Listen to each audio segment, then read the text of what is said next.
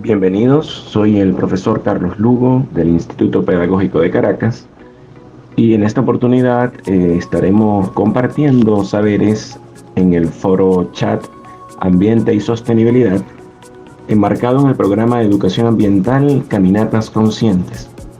En esta oportunidad, en esta sesión, vamos a trabajar, vamos a conversar, vamos a compartir la información y los saberes sobre el conocer, valorar y actuar, la interpretación ambiental como herramienta para la formación de ciudadanos.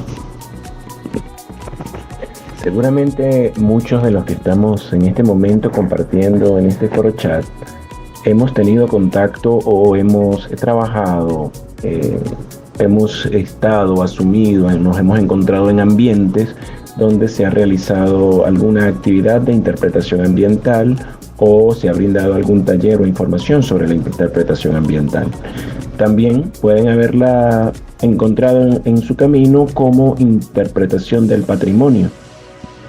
Particularmente, en mi postura, yo asumo mejor el concepto de interpretación ambiental, aun cuando, por supuesto, los objetivos de la interpretación del patrimonio, entendiendo este como un patrimonio natural o un patrimonio cultural, son exactamente los mismos que los de la interpretación ambiental. Solamente es un asunto de enfoques de escuelas distintas y de corrientes distintas que de alguna manera se han posicionado en estos conceptos.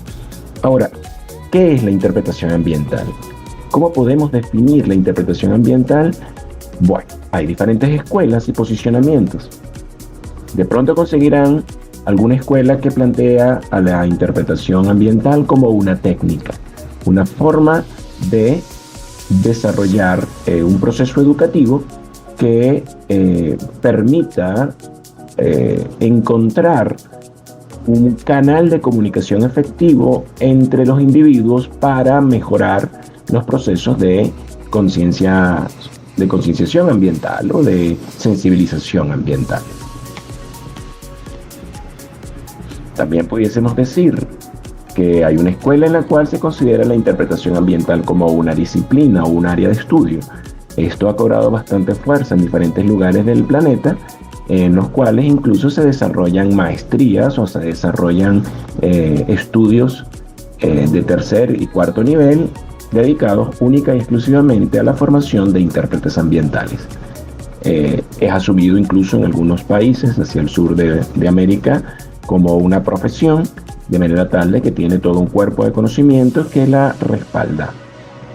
Más allá de esto, hay algunos autores que lo van a considerar un arte en el cual vamos a tener a un traductor que va a permitir el reconocimiento de los elementos del entorno, de los elementos del ambiente y de alguna manera la información más compleja, llevarla de una forma sencilla, de una forma amena hacia la audiencia con la cual nos estemos conectando.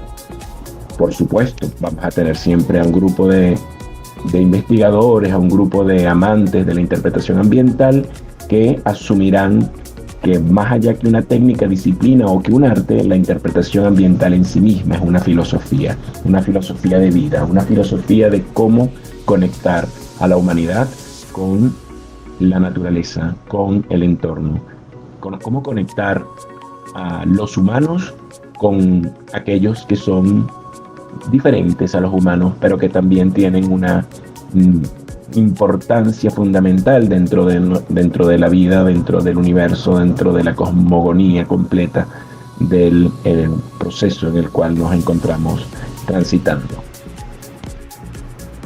Concretando una definición de interpretación ambiental o algunos de los aspectos más destacados en ella, bueno, recordemos por supuesto a los grandes autores que han trabajado en el tema de la interpretación ambiental y que nos han brindado un sustento teórico importante.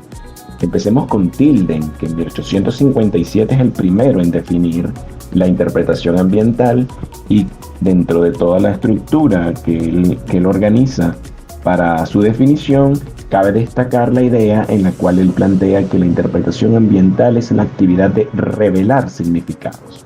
Esto nos posiciona en una en una ubicación bien interesante con respecto a los elementos naturales. Están allí, están presentes, están quizás al alcance de nuestras manos, pero hay que revelar, hay que mostrar, hay que evidenciarlos ante las personas, porque no todos tienen la misma sensibilidad para entender los elementos que se ocultan en la naturaleza y que nos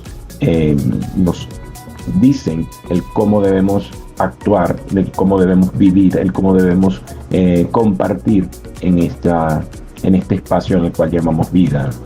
Más allá, en 1973, Aldrich plantea que la interpretación ambiental está dirigida a incrementar la conciencia. Ya estamos observando cómo se está uniendo la interpretación ambiental con todo el proceso que se viene desarrollando sobre lo que implica la educación ambiental. Por otro lado, en 1976, Edwards plantea la interpretación ambiental como una comunicación atractiva, una forma de no solamente revelar significados, no solamente incrementar conciencia, sino que adicionalmente, como es una actividad que se realiza mayoritariamente durante el tiempo libre de las personas que se encuentran en un área natural o cultural, es importante que la comunicación sea lo suficientemente llamativa o atractiva para que la persona se mantenga dispuesta a observar, a recibir la información y a recibir el proceso de interpretación más allá que de la información. Porque Morales lo menciona claramente cuando dice que interpretar es explicar más que informar solamente. Información hay en todas partes y en esta época pues mucho más está al acceso de nuestra mano. En cualquier conexión a internet uno puede tener información muy abundante, técnica, precisa, algunas menos precisas. En eso está el criterio del observador, de cómo busca la información, pero hay exceso, incluso pudiésemos llamarlo así. No sé si estaría bien hablar de exceso de información, porque la información siempre es poder y siempre es necesaria, pero hay muchísima información a la cual puede acceder una persona, pero el problema está en cómo esa información puede ser traducida, cómo puede ser llevada hacia un público que no necesariamente va a estar ávido de buscar esa información, pero que se requiere que la posea para que pueda convertirse o pueda actuar de una manera consciente, de una manera adecuada con respecto, por ejemplo, a la temática ambiental. De esta manera, Ham Sam, uno de los autores más impactantes dentro del área de la interpretación ambiental, junto con, por supuesto, Jorge Morales, que ya se mencionó dentro de lo que se conoce como la interpretación del patrimonio, Ham Sam lo declara directamente como una actividad educativa. Y de esta manera uno puede dar o tener una visión bastante directa o clara o concreta de lo que implica la interpretación ambiental.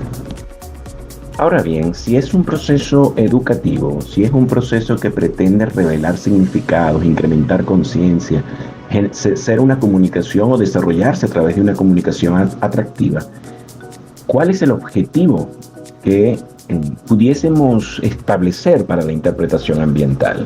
¿Hacia dónde vamos como guías intérpretes? ¿Qué queremos lograr en las personas cuando nosotros actuamos como guías intérpretes?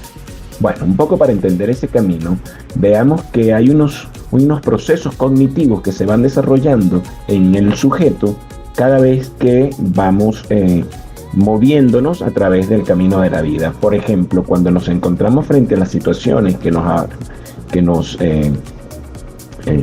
confrontan diariamente o con las cuales tenemos contacto diariamente, hay una respuesta por parte de nosotros como individuos que va a depender de una serie de insumos que tenemos y los que hemos venido adquiriendo a lo largo de nuestra vida. Entonces, por ejemplo, cuando nos encontramos frente a un proceso de problemáticas globales o problemáticas ambientales globales o locales, como se discutía en foros anteriores, la respuesta que tiene el individuo ante esas problemáticas va a ser correspondiente a la formación que este sujeto posea y a la sensibilización, valoración, etcétera, que posee el sujeto. Entonces, ¿cómo es ese camino que se intenta desarrollar a través de la educación ambiental y en este caso particular de la interpretación ambiental? Bueno, en principio hay que entender de que el sujeto debe tener una conciencia del hecho que está ocurriendo, o sea, debe ser consciente del evento que está percibiendo como un evento, digámoslo, vamos a poner un ejemplo como una problemática ambiental. En función de esto, el siguiente paso en el individuo tiene que ser o la obtención de conocimiento. No hay posibilidad de sensibilizarse, de valorar, de cambiar la actitud o de realizar cualquier otra actividad si previamente el sujeto no tiene conocimientos sobre el evento que al cual se está enfrentando. Entonces, haciendo resumen de estos dos primeros pasos, primero se tiene una conciencia de que existe un problema y después debe obtener conocimiento sobre ese problema. El tercer elemento, por supuesto, va a ser la sensibilización. Yo puedo obtener mucho conocimiento sobre diferentes problemáticas ambientales, pero si eso no toca mis fibras como ser humano, si yo no me sensibilizo, entonces conocer el problema no me lleva a más nada, no me lleva a ningún otro cambio que sea significativo. O sea, yo puedo conocer de que hay un problema de desechos sólidos a lo largo de una comunidad, pero si eso no siento que sea un elemento que me afecte, por ejemplo, entonces yo no voy a estar sensibilizado. Si yo no entiendo de que eso afecta a otras personas o que afecta a otras personas no humanas, entonces yo no voy a estar sensibilizado con respecto a esa situación. Puedo tener mucho conocimiento del manejo, del reciclaje, de las formas como disponer los residuos sólidos, pero necesito un paso más allá, que tiene que ser sensibilizarme ante el problema para que se genere un proceso de valoración y preocupación sobre la situación que me conduzca a un quinto paso, que es el cambio de actitud, de pasar de una actitud pasiva a una actitud proactiva o activa ante la situación que estoy enfrentando. Un último nivel, si quisiésemos verlo como nivel, quizás un sexto nivel, es ¿qué ocurre después que ya yo he obtenido conciencia, conocimiento, sensibilización, me preocupo, cambio mi actitud?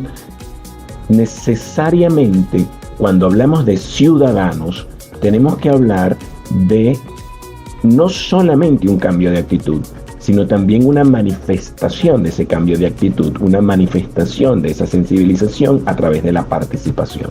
La participación del sujeto en la comunidad, en la ciudad, en su espacio, en su ámbito de acción y a través de los mecanismos que posee para tener o para actuar.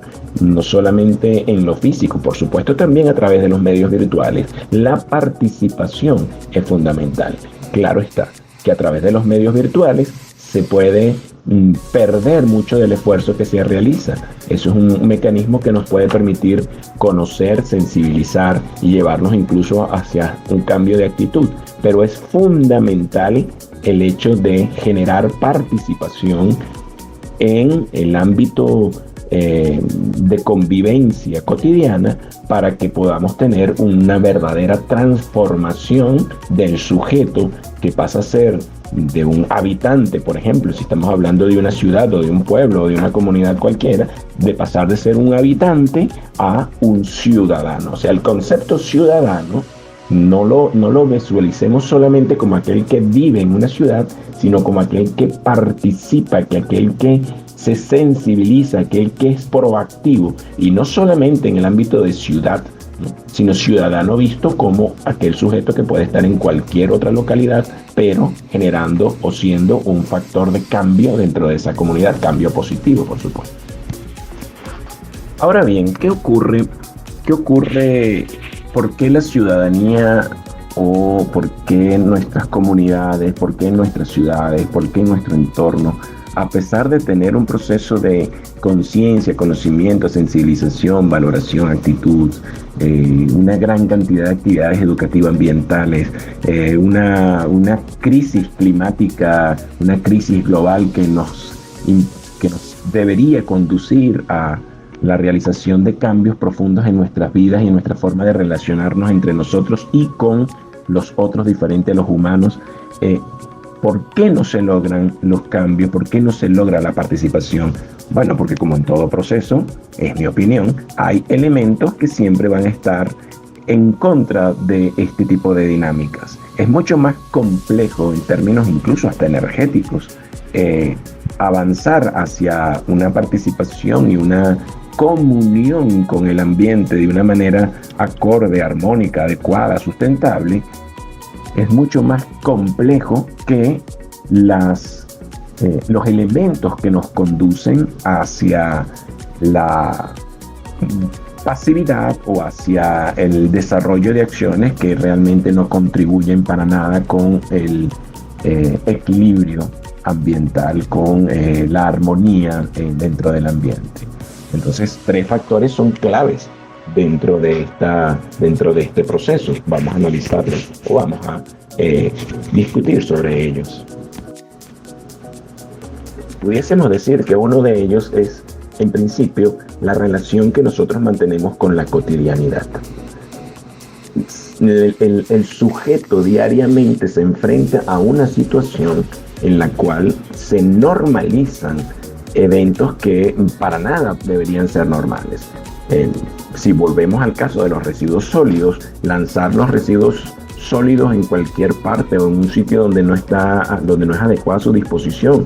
El individuo que pasa al lado de una planta y arranca una hoja, corta una hoja simplemente porque va caminando al lado de ella, o la persona que encuentra a otra persona en una condición poco favorable y no es capaz de tenderle una mano para contribuir a que esta persona esté mejor, es una situación, son un conjunto de situaciones que de tanto enfrentarlas diariamente terminan convirtiéndose por frecuencia, hasta un proceso estadístico, en una relación de normalidad.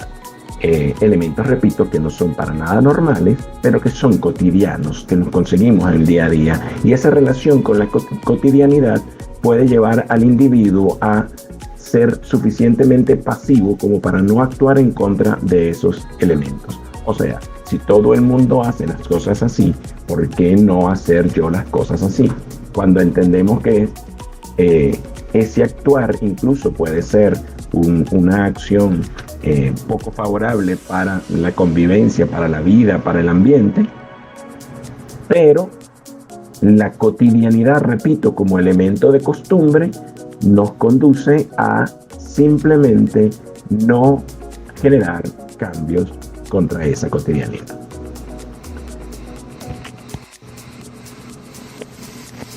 Otro de los elementos es, por supuesto, las etapas del desarrollo moral en la cual se encuentra el sujeto. El desarrollo moral ha sido descrito por múltiples autores, investigadores, pero sabemos que hay un desarrollo de esta conciencia moral que se va a manifestar, por supuesto, a través de la ética y el comportamiento del sujeto. Y si las situaciones en las cuales se encuentra el individuo no permiten el desarrollo o el cubrir, por ejemplo, necesidades básicas, y ahí podemos pensar en aquella famosa pirámide de Maslow, que es una pirámide en la cual en la base se van a conseguir, uno siempre va a conseguir allí las necesidades básicas, y como el sujeto, a medida que va cubriendo esas necesidades básicas, va alcanzando o puede aspirar a tener otros elementos de satisfacción en su vida. Entonces, dicho de esta manera, no necesariamente es sencillo para una persona que no tiene las necesidades de alimentación y de vivienda y de combustible, por ejemplo, para cocinar, cubierta, que usted vaya y le diga no tales árboles porque vas a cocinar un problema ambiental. Bueno, pero si no tiene la necesidad cubierta del combustible básico, digamos gas, y la única alternativa que tiene en un pueblo es ir a cortar leña, pues hay un problema de fondo en cuanto a cómo lograr la real participación y acción del individuo para poder solventar el problema. Entonces son una serie de situaciones complejas. Por eso es que siempre decimos que las problemáticas ambientales son complejas y que no existen soluciones simples ante las problemáticas ambientales. El desarrollo moral va acompañado de la posibilidad del sujeto de ir cubriendo necesidades básicas. No es el único atenuante para no tener o no alcanzar un desarrollo moral elevado, pero sí es un elemento o una variable que va a afectar el proceso, o por lo menos hacerlo un poco más lento y complejo. Por último, mencionaré, aunque quizás haya muchas otras variables que ustedes seguramente estarán reconociendo en este momento, está el confort. Sí, el confort se convierte en un elemento que hace o que inmoviliza al sujeto para actuar. Uno de los problemas que nos abarcan en la actualidad es la crisis climática, pero la crisis climática como buen problema complejo está atado a el hecho que los individuos aspiran a una forma de vida, a una forma de interacción con la naturaleza que ha sido establecida, que ha sido inculcada a través de los sistemas educativos, comunicacionales, de las relaciones, etcétera, como un sistema óptimo. O sea, ¿qué es tener confort? ¿Qué es tener calidad de vida? ¿Qué es el buen vivir?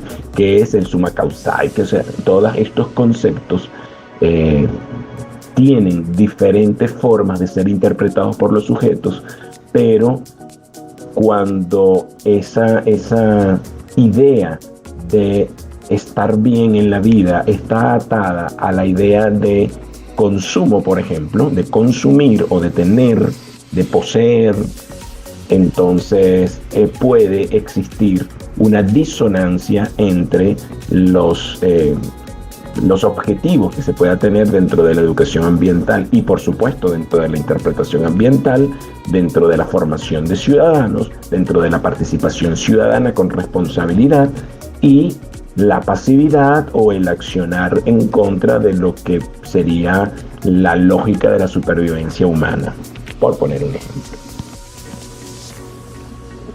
Para finalizar, me gustaría dejar con ustedes esta cita de Jane Goodall, que es primatóloga británica y que ha estado, o que ha puesto su vida en el desarrollo de la ciencia y de la investigación con chimpancés, fundamentalmente, o sea, con esos otros hermanos que existen en la naturaleza.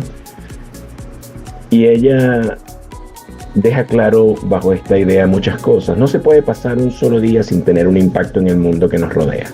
Lo que hacemos marca la diferencia y tenemos que decir qué tipo de diferencia queremos hacer. Está en nosotros definitivamente el cambio. El cambio es individual, la participación es nuestra y la poca o mucha participación o acción que se realice para mantener nuestro planeta con la interacción de vida más acorde y armónica posible, cualquier acción que hagamos, pues eso es marcar la diferencia.